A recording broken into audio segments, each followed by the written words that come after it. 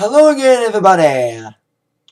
Zack Attack is here with my WWE Raw review for tonight, Monday, June 17th, 2013. Of course, the aftermath of the Payback pay-per-view, live tonight from the Van Andel Arena in Grand Rapids, Michigan.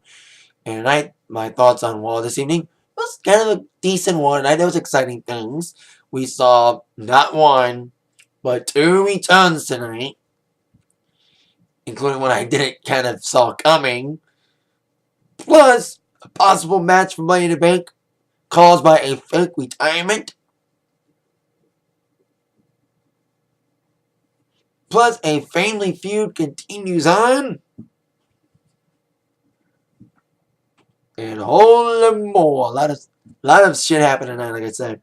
With a lot of things happening in the aftermath of Payback pay-per-view. And of course, possible heel turns, once again, maybe teased. But there was one heel turn that did certainly happen in the span of 24 hours, in the aftermath of the pay-per-view, which was, of course, the new World Heavyweight Champion, Del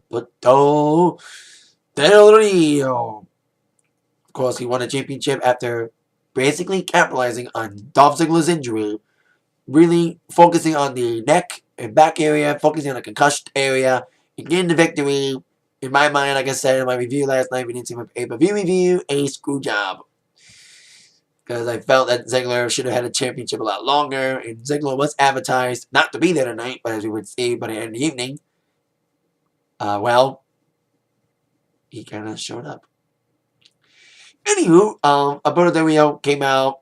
Of course, like I said, because of that, the crowd hated the fact that Ziggler was getting pummeled by Del Rio. He was being relentless with his attack, and of course, that's when the crowd swerved. Like I said in my review, the Bret Hart, Stone Cold Steve Austin, when the fans basically forced Del Rio to turn heel again, and Ziggler's now a face. And there was many we want Ziggler chance. And of course, Del Rio said his point of his storyline reason why he turned heel. He said, "You people should be cheering a man like me who fought for you, not for guys like Dolph Ziggler and Jack Swagger who are pigs and cowards."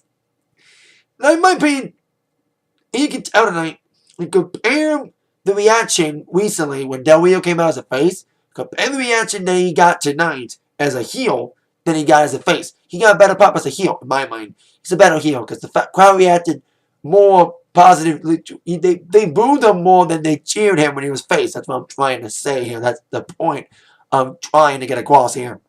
So as Alberto Del Rio with, of course, Ricardo jamming it down our throats that he is the new world champion, Alberto Del Rio, bragging about being the best. Now he's the champ again. Well, here comes a man interrupting him that did beat Del Rio for the championship that led to the longest reign in 25 years as WWE champion. Of course, I'm referring to the one and only CM Punk. Now, speaking of definite turns, Punk's now a face again. And of course, the evidence of that would be shown throughout the evening. Especially starting out with this, as Punk said he had two facts correct. And I agree with two facts he said in his promo. Fact, he stole the show last night with Jericho. Great match against Jericho. Probably the second best match next to Extreme Rules, but still an epic matchup nonetheless. And point number two, Dolph Ziggler deserves a rematch. Dolph Ziggler, like I said, got screwed. So, and many people agree with me. I've seen Facebook statuses all day that agree with my statement that Ziggler got screwed. Because people who cash in Money in the Bank become something, and unfortunately Ziggler just cashed it in. Nothing came out of it. Besides just winning the championship. He didn't develop anything when he was champion. That's my point. That's why, like I said, school job. And Mr. Punk said, "Well, I stole the show last night. How about I steal it again against you?" And this is when the face turn really became complete, when Paul Heyman tried to talk him out of it by saying, "Punk, my client, doesn't fight for free." You know, using that same excuse he used for Brock Lesnar. Anyway, so Punk's like, "I'm going to fight you, Del Rio." And the match was made by Vicky Guerrero. So, we kind of saw a teaser of Paul Heyman and Punk breaking up. Like Paul, I think I kind of mentioned it on my review that Paul Heyman almost got Punk, lost the match against Jericho. He kind of distracted Punk inadvertently. And I remember Punk brought Paul Heyman into the picture, like when he first came into the company, like in fall of last year, and Punk turned heel. Everybody, like Cena, all the faces were like, Paul Heyman's brainwashing you, Punk. Get him out of your system. You're better than that, blah, blah, blah. Well, apparently Punk has seen the light, and now he's a face again, getting rid of Paul Heyman. But unfortunately, Paul Heyman is one thing that Punk cannot get rid of, especially after what happened during the main event match between Punk and Del Rio this evening. Because Punk would be indeed be in a whole lot of pain. Both he and Cena would both suffer various pains this evening. As I would tell later on. I know it kind of, like I said in the preview, kind of, but in the title of the review, but I like to build things up. I like to, hype it up. So, there you go. With that, Punk and Del Rio main event tonight. Now, on our first match, which was, supposed to be a payback rematch involving Wade Barrett getting a rematch for the Intercontinental Championship against Curtis Axel, who, of course, got the victory last night by pinning Mr. Barrett while in the figure four by Miz. Well, Vicky Guerrero being assertive after making that main event match between Del Rio and Punk. Vicky inserted herself into this scenario, saying that, Barrett, you gotta wait to get your IC Championship match. Instead, I got a big surprise for you.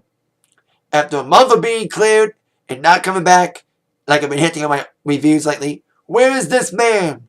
Well, this man was immovably backstage, and he came back tonight, yes.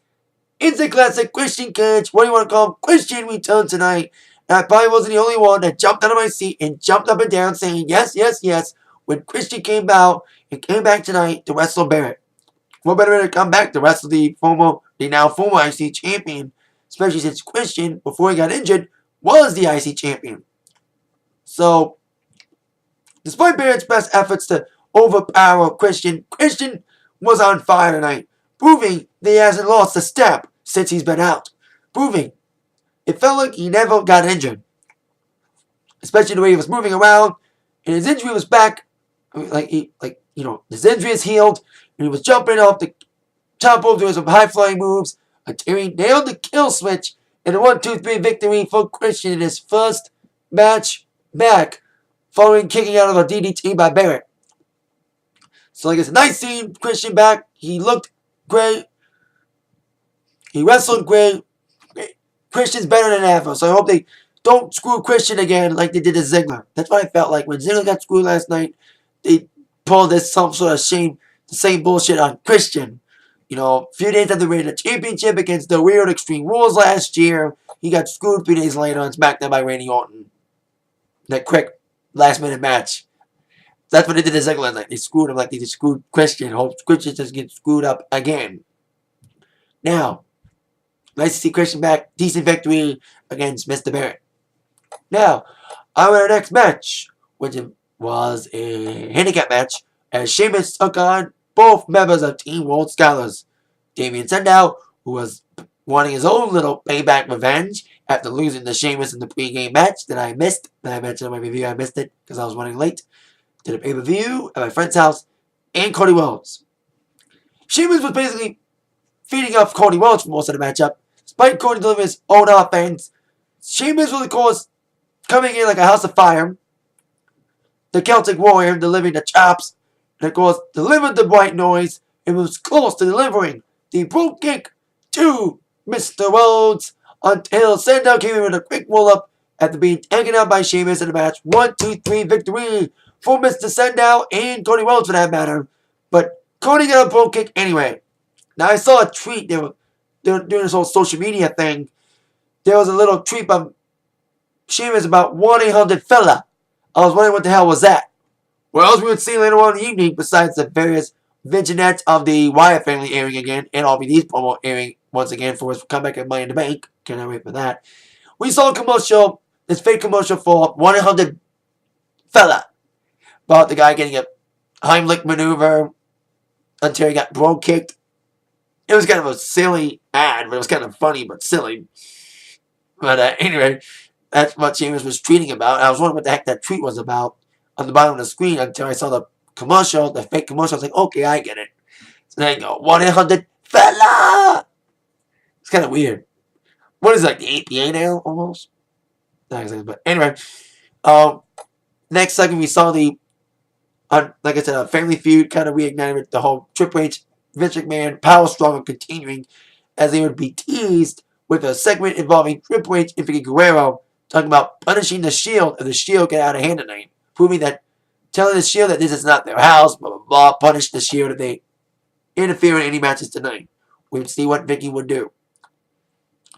Till then, our next match was involved Daniel Bryan taking on Randy Orton. Last night, excuse me, they were tag partners. Tonight, they were opponents. And with the power of the thing they shoved down our throat more than the tweets, the WWE app, the fans voted, especially me. Like, despite the, the shit it gets, I do like that app though. I'm a tech guy, but anyway, the app stipulations that the fans could vote for: no DQ, no countout, or best 2 out of 3 falls. Well, I chose no DQ.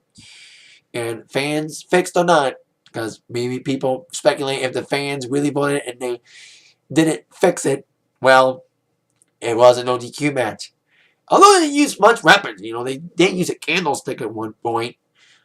Orton did on D-Bryan when he was injuring his back, and that's what happened. It almost felt like Ziggler Del Rio all over again. Midway towards the match, as D-Bryan came in once again, proving the weak link, and the crowd in Grand Rapids wasn't that bad tonight. It was split. They had D-Bryan fans, you had Orton fans too, so it was kind of split down the middle. And the match was okay. D-Bryan came in with his submission stuff and coming with his big high-flying moves, and unfortunately, the high-flying move cost him, as he was going for his famous middle-of-the-rope fly-through outside the ring, his flying goat move outside the ring. He got pushed into the barricade by Randy Orton, pushing him neck and back first, which basically started the downward spiral for D-Bryan. Like, Ziggler's concussion injury was a target for Del Rio last night, while the back and neck injury that D-Bryan apparently attained after that knock by Orton. Orton capitalized on it, feeding off it, like I said, nailing Daniel Bryan with the back of the candlestick. And like Ziggler, D-Bryan did have a talent for pain, and the EMTs tried to stop the match at several points, but D-Bryan wouldn't have it.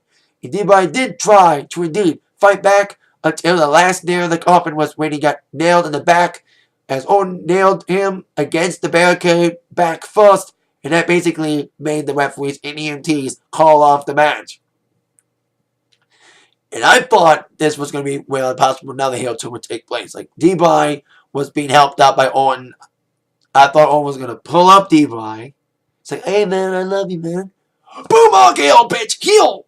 But unfortunately, they both walked out together with no incident. No heel turn or anything from both guys, especially since D-Bryan wants a WWE Championship match. Well, as we would see later on tonight, involving the WWE Champion, that match may have to wait.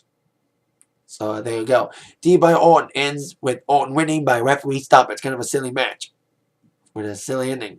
And our next match would also have a silly ending too. But before that, we had a segment involving, of course, the new Divas Champion, AJ, who, of course, was celebrating a victory over Kayla last night after manipulating her and playing her like a fellow and making her feel embarrassed with the whole Secret Admirer storyline, which fed off with the match last night. Of course, AJ was talking about being a champion, about Ziggy not being there, which, well, like I said, he kind of was there. But she's like, I'm the best Divas champion ever.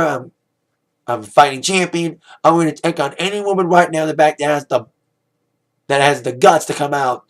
I was going to say balls, but it's women. So I was going to be kind of slapped for that. He had the guts to come out and face AJ. No one came out until Stephanie McMahon did.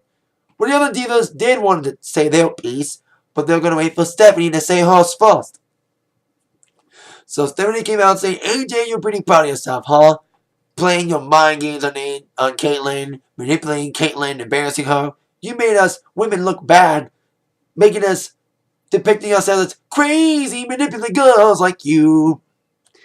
And there was some tense atmosphere. It was a tense, like a stare down, a nasty stare down, especially with some clever TV PG comedy lines like AJ saying, ooh, I'm going to be just like you, Stephanie. I'm going to not just date superstars, I'm going to marry one. And AJ kept blabbing on, and Stephanie kept butting in. You can tell that this atmosphere, storyline night, was kind of like a tense atmosphere. Because AJ was threatened to be fired by Stephanie. AJ and Stephanie, like I said, it was like a tense atmosphere. Here comes Caitlyn and the rest of the divas. Despite Stephanie being mad at Caitlyn, interrupted her, where she let it slide because of Caitlyn's ordeal. But Stephanie did warn everybody, don't interrupt me again, because I'm Stephanie McMahon. So, of course, Caitlyn, like, every time she kept talking, like, AJ, you embarrassed me. You humiliated me. You made me cry. She went up like an octave every time, and I loved when the fans were chanting, you tapped out at her. So that was kind of funny. And also, as AJ and Caitlyn eventually got into a little cat fight, there was a little, yeah, we'll do malfunction for AJ. I kind of saw the screen went black for a moment. I didn't notice it until, I didn't notice the nipple was out until it went black. I was wondering what the fuck happened. I was wondering why it went black for a moment during that segment, but apparently there was a wardrobe malfunction, and it's all over the internet. Anyway, AJ escaped by being carried out by Big E before any further damage could be done by Caitlyn. I thought the rematch would take place tonight, but we will indeed get the rematch eventually between Caitlyn and AJ for the Divas Championship down the road. Speaking of payback rematches, on with our next match, which was a rematch from the pay-per-view for the United States Championship, which involved Kane taking on Dean Ambrose. But the match at Payback ended with a countout. Tonight, following the silly ending of Dean Bryan Orton, we had another silly finish. A countout last night, tonight, a DQ. As Ambrose and Kane was jockeying for position, because Ambrose came in with his sly, sneaky moves, and of course, Kane delivering some big moves, way to deliver the finish on Ambrose quickly. Here comes Roman Reigns and Rollins coming in to save Ambrose's ass. And both Rollins and Ambrose were going to get double choke slammed until Reigns came in with a big giant spear before delivering the triple powerbomb onto Kane.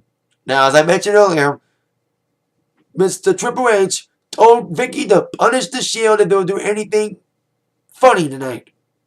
But as Vicky was about to punish the Shield backstage, like I said, the feud between Vince and Triple H continued as Vince McMahon inserted himself, letting the Shield off free without incident. But of course, later on, Triple H would confront Vince about that, and of course, they were both telling Vicky, listen to me! No, listen to me! Then Stephanie said, oh, you better listen to me. So, it's a power struggle right now. We've been seeing this feud develop for the last couple of weeks. Especially fitting off last week. I think the feud's been developing for the last couple of weeks, but the seed for this whole power struggle with disagreeing strategies was Triple H finally admitting he didn't want to wrestle Axel last week. And Triple H was like, I don't want to wrestle him. Vince was like, no, you shall. No, I won't. That's when that whole disagreeing opinions came into play. This whole storyline, which is building up with tension between Vince and Triple H. I bet you, like I said, it's a power struggle right now. Egos are being tossed around left and right. Now, on with the next match, which was kind of a weird scenario. Zeb Coulter came out with Jack Swagger, his main man, taking care of his legal issues. Of course, settling from his smoking weed incident before Mania. Apparently, Zeb Coulter found a new guy to manage while he's waiting for Swagger to return from his legal battles. He's indeed lining himself against a foreigner. But not just any foreigner. A foreigner who believes, like Coulter believes, believe in the same type of Tea Party propaganda that Coulter believes about America. Antonio Cesaro taking on another foreigner who doesn't think like Mr. Cesaro, who used to, Mr. William Regal. And these two guys have the same kind of style, the hard knocks, bare knuckle style. But it was the style of Cesaro that prevailed, despite some decent offense from Regal. Regal got suplex in a butterfly suplex before getting nailed with the neutralizer in a 1-2-3 victory for Mr. Cesaro.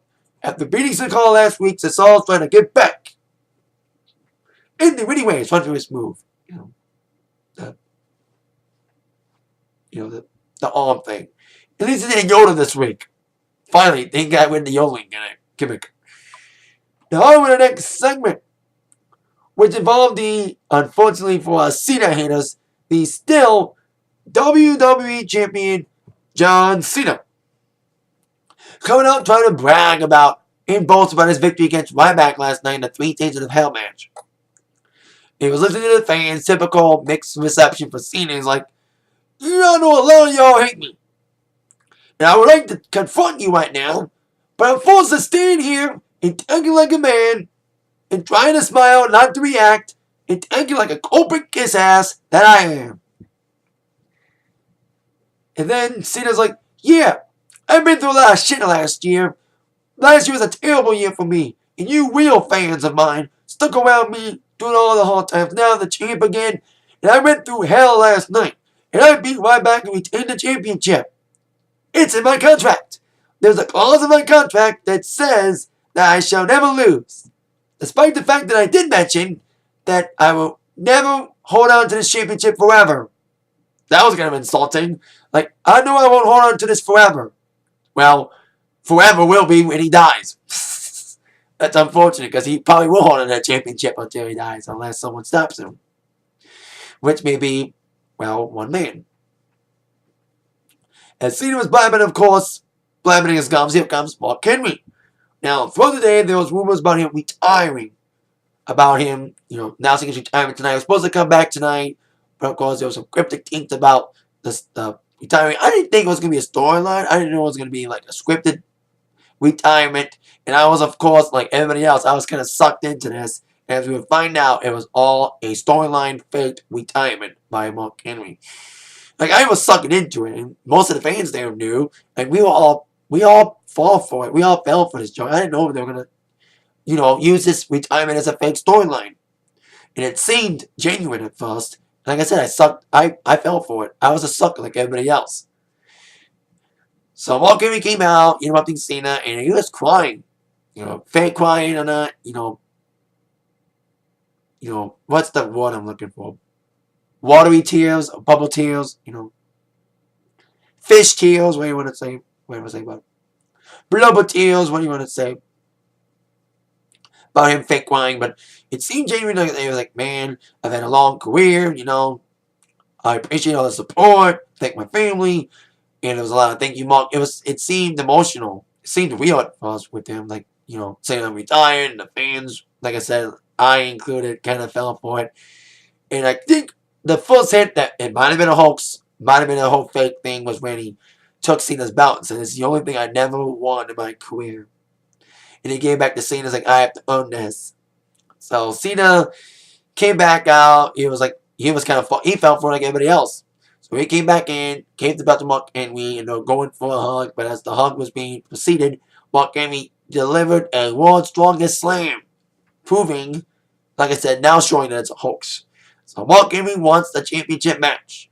Well, it was 2 months ago at the after Mania Raw, that Mark Henry did want a match against Cena for the championship, but had to settle for a singles non-title match, and that would be the match when Cena would start his feud against Ryback. That culminated last night in the 3 Stages of Hell match. So it's kind of weird that Mark Henry, who was involved in the match that started the Cena-Ryback feud, now has got a feud of his own with Cena, as Cena would be made later on in the evening by Vicky. The match was made with Cena defending the WWE Championship against Mark Henry at Money in the Bank. Like I said, this whole storyline, it was a storyline. It was fake, but Mark Henry's retirement. It was kind of a clever plan, but like I said, like everybody else, I fell for it. I did not think they were going to use this retirement thing as a fake storyline. So there you go. Mark Henry, fake retirement, taking out Cena, and of course, we'll take on Cena for the championship at Money in the Bank. Now on to the next match. After somewhat popular man by Triple H saying they were in the show, and I mentioned a lot of things in my review, like there were some signs last night. I mentioned like Lita sign and a Benoit shirt even. I forgot to mention the Don't Hinder Gender sign, which of course led to our next match, which involved a member of the 3MB, not Jinder, but Heath Slater, taking on Chris Jericho, way to come back after losing in that great match against CM Punk last night in Payback. So indeed, Cena got basically squashed as usual, got near the code breaker despite numerous distractions from both McIntyre and Jinder in a 1-2-3 victory after that code breaker by Jericho. And he got one, and he got 2 free. He nailed code breakers for both Jinder and McIntyre, as the Job Squad once again got jobbed. Again. As usual. The 3-man band destroyed yet again. They're like the punching bags of WWE. You know, much like Robbie E's the punching bag of TNA. And Joey Ryan. Anyway, on our next match, it involved the IC champion, Curtis Axel, who we thought was going to wrestle Barrett, but ended up wrestling instead Sin Cara with Miz and ringside. Now, Sin Cara wrestled Cesaro last week, and it was a decent match. And I like the fact there was no shitty lighting for it. There was no blue and gold lighting. Spoke too soon. The lighting came back tonight. The blue and gold lighting came back this evening for the Sin Cara and Axel match with Miz, like I said, at ringside. Stemming from the fact that Axel, in many people's minds, stole the victory from the Miz, as Miz had the figure 4 locked on Barrett until, of course, like I said, Axel got the pin.